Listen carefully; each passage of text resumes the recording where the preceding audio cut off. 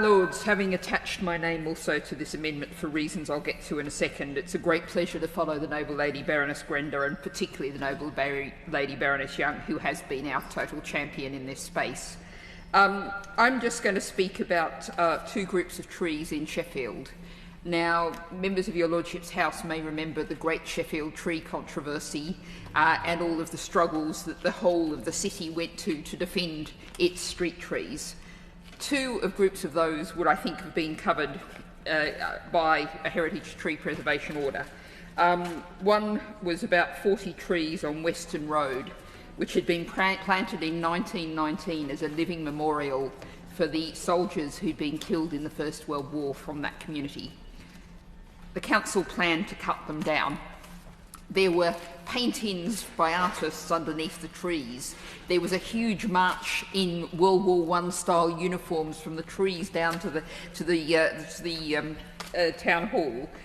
There was a huge campaign that demonstrated just how important these trees were to the community, and they were saved. Nearly all of them were saved. On the other side of the city, in a much more deprived area, there were two cherry trees which were planted to commemorate two brothers who'd been killed in the Second World War. They were just cut down, and people were deeply shocked.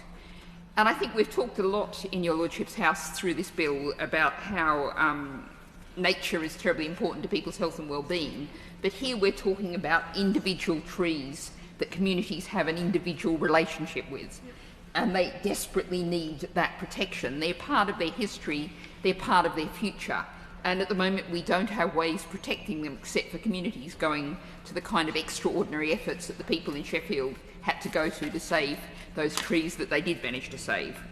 I'll just make one other point, that Poland, for example, has a green monument system which actually marks tens of thousands of trees across Poland, and Romania has a similar scheme.